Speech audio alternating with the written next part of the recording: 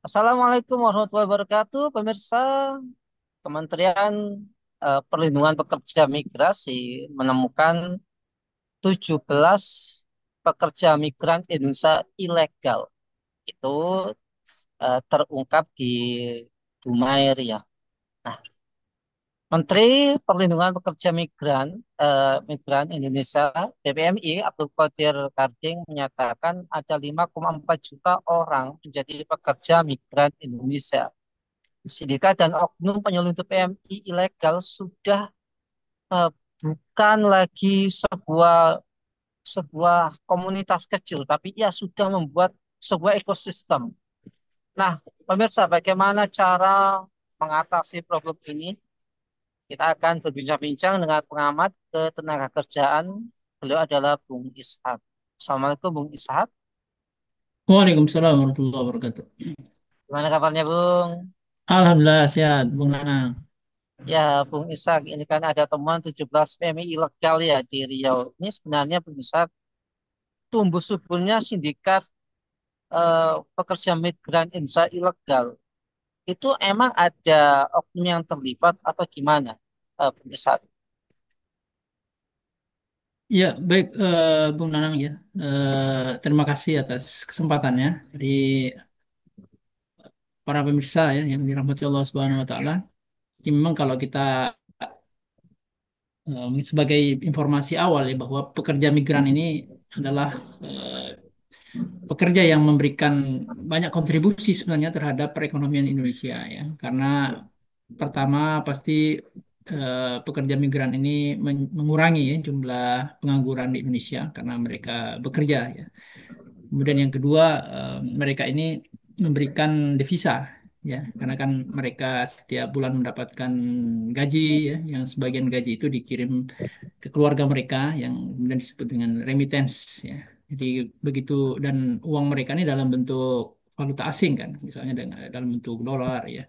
Nah, sehingga ini juga memperkuat cadangan devisa Indonesia ya. Eh, dan juga tentu saja yang bisa menghidupi keluarga mereka gitu.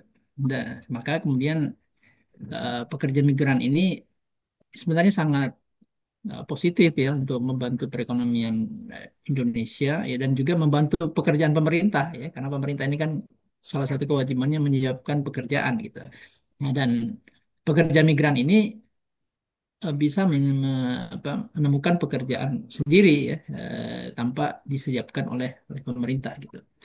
Tapi sayangnya ya pemerintah atau oknum mungkin tepatnya ya banyak memanfaatkan eh, permintaan pekerja migran ini dengan menerapkan berbagai macam pungutan-pungutan ilegal ya mempersulit dan seterusnya sehingga pekerja migran ini yang merasa tertekan kan. Banyak yang tertekan ya dengan berbagai macam perlakuan-perlakuan yang tidak tidak semestinya diberlakukan oleh oknum pemerintah ini sehingga mereka mencari jalur lain gitu, jalur yang dianggap lebih lebih aman meskipun itu berisiko. Inilah kemudian yang disebut dengan pekerja ilegal gitu. Andaikan jalur legalnya ini mudah, ya murah dan cepat prosesnya, saya kira jumlah pekerja ilegal ini akan sangat sedikit gitu. Nah, karena kan sebagian besar pekerja ilegal ini adalah pekerja-pekerja yang memiliki dokumen yang tidak lengkap gitu. Ini saya kira yang apa menyebabkan tumbuh suburnya sindikat. Jadi sindikat ini semacam kelompok-kelompok penyedia pekerja perusahaan pekerja penyedia pekerja imigran kan. Mereka bisa merekrut puluhan bahkan mungkin ratusan orang yang kemudian diberangkatkan ya dengan cara-cara yang tidak sesuai dengan prosedur pemerintah yang prosedur ini memang diakui sendiri pemerintah sangat sangat rumit gitu. Biayanya besar. Ini saya kira memang ya kembali ke pemerintah bagaimana pemerintah bisa menyelesaikan jalur resmi ini menjadi lebih lebih nyaman gitu.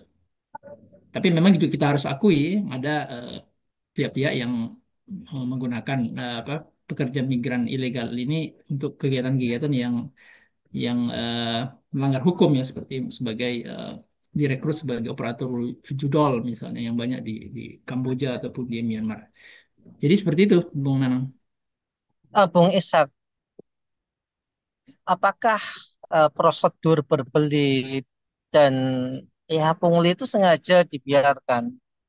Ya, jadi motivasinya itu ada yang karena cuan, pasti ya karena duit gitu nah. Dan ada kesan bahwa perlindungan terhadap pekerja migran Indonesia itu kurang maksimal, Bung. Baru ada tindakan kalau ada kasus atau istilah kerennya sekarang no viral, no justice. Apakah Hmm. seperti itu, Bung Ishak? Iya, saya kira memang kalau ditanyakan ya apakah itu sengaja dibiarkan ya, ya memang eh, pekerja migran ilegal ini menjadi lahan bahasa juga gitu bagi perusahaan ya, perusahaan pekerja perekrut ya, pekerja migran ini dan juga oknum-oknum pemerintah gitu, baik itu aparat keamanan atau pihak-pihak yang terlibat dalam imigrasi dan seterusnya gitu. Sebagai contoh misalnya pengamanan ya, jadi eksistensi dari pekerja perusahaan pekerja migran ini biasanya juga mendapatkan backingan dari pihak keamanan gitu. Nah, kemudian juga untuk mempermudah proses pemberangkatan ya mereka juga bisa ya, mencari orang-orang yang bisa disuap jadi imigrasi gitu. Nah, atau membuat dokumen-dokumen aspal gitu. Nah, sehingga proses pemberangkatan imigran ilegal ini bisa menjadi lebih mudah. Jadi dalam quote and quote ya sebagian oknum ini bisa memanfaatkan gitu, tingginya permintaan pekerja migran ya. Indonesia memang sangat besar sekali ya, sangat besar sekali jumlahnya. Dan memang kalau berdasarkan data UNDP yang pernah saya baca, memang itu sampai sekitar 46% dari total pekerja migran kita itu. Jadi setiap tahun itu kan hampir sekitar 300 ya, 270.000 sampai 300.000 orang gitu. Eh, Sebagai 25%-nya itu adalah atau 40 hampir separuhnya itu adalah pekerja pekerja ilegal gitu. Dan ini ya tentu saja potensi cuan yang tadi disampaikan ya sangat sangat besar gitu yang bisa didapatkan oleh oknum-oknum sehingga ya dibiarkan gitu karena memang tidak sejak dulu sampai sekarang itu menyedihkan sebenarnya. Jadi pekerja-pekerja migran ini kan orang-orang yang berupaya untuk memperbaiki kualitas hidupnya ya, memperbaiki taraf ekonominya gitu, membantu keluarganya gitu. Nah, tapi sayang sekali gitu pemerintah mempersulit yang memberikan biaya yang sangat mahal ya. Itu sampai sekitar 30 bisa sampai ya 30 jutaan lebih gitu biaya untuk mengurus dokumen-dokumen resmi itu. Akhirnya kan mereka mencari cara yang tidak resmi yang lebih murah gitu kan. Dari mana orang pengangguran, orang yang dari desa, dari kampung yang tidak punya apa-apa ya harus membayar 30 juta gitu. Saya kira ini kezoliman yang luar biasa gitu yang pemerintah oleh pemerintah gitu. Jadi poin saya adalah gara-gara pemerintah yang menerapkan regulasi yang sangat berbelit-belit dan sangat mahal, akhirnya muncullah pekerja-pekerja migran ilegal gitu yang memang niat mereka ini sebenarnya orang-orang yang tulus gitu, orang-orang yang ingin ingin serius ingin mencari eh, pekerjaan yang lebih baik gitu. Saya kira ini persoalannya ada di pemerintah, begitu Bung Nano.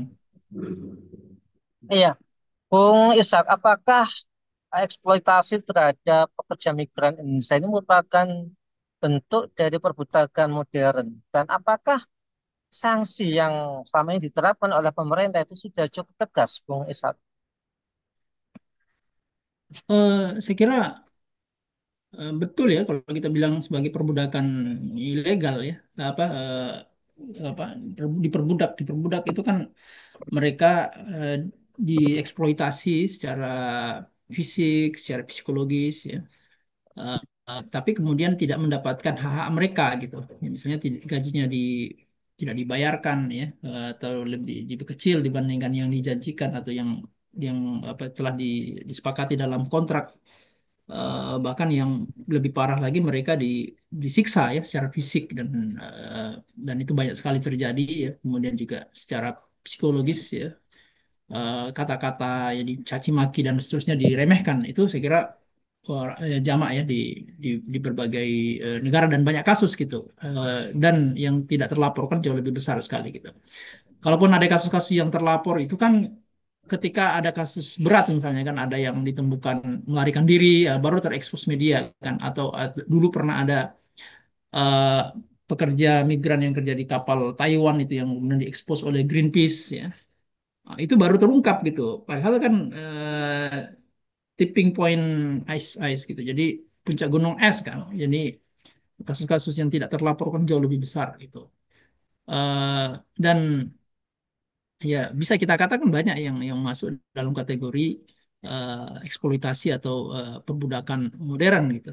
Yang memang sangat sulit ya bagi pemerintah ini karena pemerintah tidak memiliki mekanisme yaitu mengontrol atau memantau pekerja-pekerja kita yang ada di luar negeri gitu.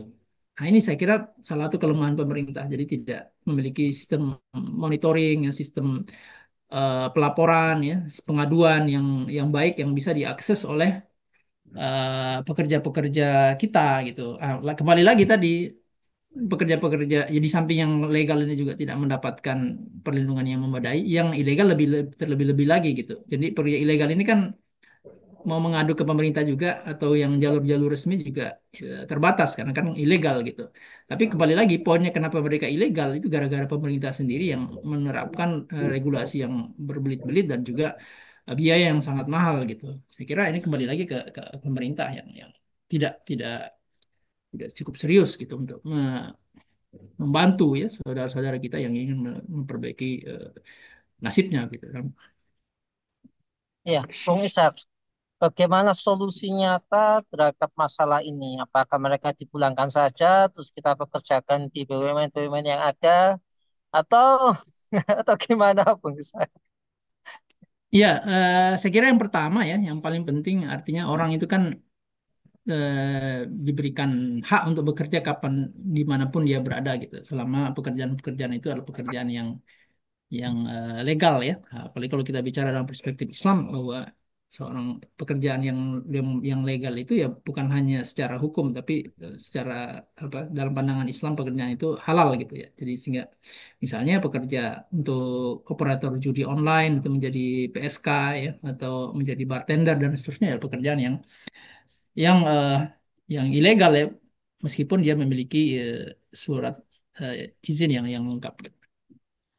Itu yang pertama. Jadi yang berikutnya adalah memang saya kira dari sisi tadi ya, biaya ya, pembiayaan. Jadi sebenarnya biaya yang berikan pemerintah ya, yang dipungut pemerintah untuk pekerja-pekerja migran ini eh, jauh lebih kecil ya dibandingkan pendapatan yang bisa diperoleh oleh pekerja migran gitu dalam bentuk devisa gitu. Jadi ada satu dokumen ya, ada satu studi yang dilakukan oleh UNDP itu biaya-biaya untuk paspor, visa, ya, pemeriksaan kesehatan, ya, pelatihan tes psikologi itu bisa sampai 30 juta gitu. Luar biasa besarnya gitu. Kalau misalnya dari dua rata-rata ya 270.000 sampai 300.000 orang itu biaya-biaya ini ditanggung pemerintah, itu biayanya cuma ya sekitar 9 triliun, ya 8 sampai 9 triliun aja. Nah, sementara devisa mereka ini bisa sampai 160 triliun gitu. Karena ini kan jauh kan antara biaya yang dikeluarkan pemerintah dengan pendapatan pemerintah dari devisa gitu. Nah, tapi ini pemerintah nggak mau rugi gitu. Jadi semuanya semuanya kalau bisa dikenakan cuan kenapa tidak gitu. Apalagi tadi ada pungutan-pungutan sampingan oleh oknum-oknum ini. Saya kira itu yang poin pertama yang harus diselesaikan oleh pemerintah gitu. Eh, Kemudian yang kedua saya kira memang ini kelemahan pemerintah sendiri karena pemerintah gagal untuk menciptakan lapangan pekerjaan yang layak ya bagi masyarakat kita sehingga eh, mereka terpaksa harus mencari sendiri kan eh, pekerjaan ya di negara lain nih. Dan sebagian dari mereka ini kan perempuan ya dalam pandangan Islam sesungguhnya perempuan ini kan tidak wajib bekerja kan. Apalagi perempuan ini rentan untuk dieksploitasi oleh pihak pihak laki-laki gitu di negara apalagi ini jauh dari keluarga mereka gitu. Nah, sehingga ya dalam perspektif Islam ini sebenarnya perempuan itu tidak diwajibkan untuk bekerja dan kalaupun dia bekerja di negara lain ya, misalnya dia harus ada mahram kan itu, apa, ada jaminan keamanan di sana gitu. Makanya di dalam safar pun ya, perempuan itu harus ada wali kan yang mendampingi kalau perjalanan sehari semalam gitu. Apalagi kalau jika tinggal dalam waktu yang lama gitu. Nah, saya kira ini yang kenapa mereka melakukan itu semua karena ya tidak ada jaminan bagi perempuan-perempuan ini atau orang-orang yang melakukan pekerjaan migran ini di daerah yang mereka ya tidak ada jaminan apa, kesehatan yang layak, yang gratis ya. Mereka harus membayar BPJS, kemudian mereka harus membayar biaya pendidikan anak-anak mereka yang sangat mahal ya. Kemudian juga biaya hidup yang tinggi karena tadi PLN yang tarifnya itu naik terus gitu dan seterusnya. Jadi apalagi ada PPN dan seterusnya. Jadi beban hidup mereka ini eh, terus meningkat gitu. Sementara pendapatan mereka ini ya tadi tidak ada atau bahkan minim gitu. Sehingga memaksa mereka untuk mencari pekerjaan kan. Nah, kalau pemerintah ini eh, melaksanakan fungsinya dengan benar gitu, tadi dengan kalau dalam perspektif Islam saya kira ini nggak akan terjadi persoalan karena biaya-biaya kesehatan ya biaya pendidikan itu kan semuanya apa disiapkan negara dengan gratis gitu. Sampai biaya PLN juga karena ini listrik perusahaan milik umat sehingga ya tarifnya bisa digratiskan gitu. Nah, dan pemerintah wajib menyiapkan lapangan pekerjaan kan sebagaimana yang diajarkan oleh Rasulullah SAW. Jadi tidak akan ada persoalan serius di dalam pekerja migran ini khususnya di kalangan perempuan. Kalaupun laki-laki akan diberikan fasilitasi ya, disiapkan pelatihan yang gratis ya, kemudian diberikan layanan eh, cek medis dan seterusnya ya sehingga semua biaya-biaya itu bisa di cover oleh pemerintah sehingga mereka bisa bekerja dengan mudah gitu dan murah gitu. Nah, itu saya kira kalau kita berbicara perspektif Islam gitu. Jadi negara itu memberikan kemudahan pada rakyatnya untuk mendapatkan pekerjaan di samping eh, menciptakan satu regulasi ya sistem yang membuat biaya hidup itu menjadi murah gitu sehingga rakyat ini ya merasa cukup untuk bekerja di negeri mereka tidak harus meninggalkan negeri mereka dan termasuk keluarga dan anak-anak mereka gitu. Begitu kira-kira Baik, pengannya. terima kasih. Masya Allah. Terima kasih Bung Ishak atas pemaparannya. Dan semoga tidak akan ada lagi kedoliman terhadap para pekerja migran Indonesia. Karena mereka sering disebut sebagai pahlawan devisa negeri ini. Dan semoga penguasa kita, pemerintah kita juga bisa menyediakan lapangan kerja yang mumpuni di dalam negeri. Sehingga tidak ada lagi ibu-ibu yang harus meninggalkan anak-anaknya untuk bekerja di luar negeri. Semoga Bung Ishak sekeluarga senantiasa dalam perlindungan Allah Subhanahu wa taala. Baik, pemirsa Khilafah Anus yang dirahmati oleh Allah, demikianlah program kabar petang kita pada kesempatan sore hari ini. Jangan lupa untuk subscribe, like, komen, dan share sebanyak-banyaknya. Semoga menjadi amal kebaikan kita di dunia maupun di akhirat nanti. Saya Nana Setiawan undur diri. Sampai jumpa di lain kesempatan dan wassalamualaikum warahmatullahi wabarakatuh.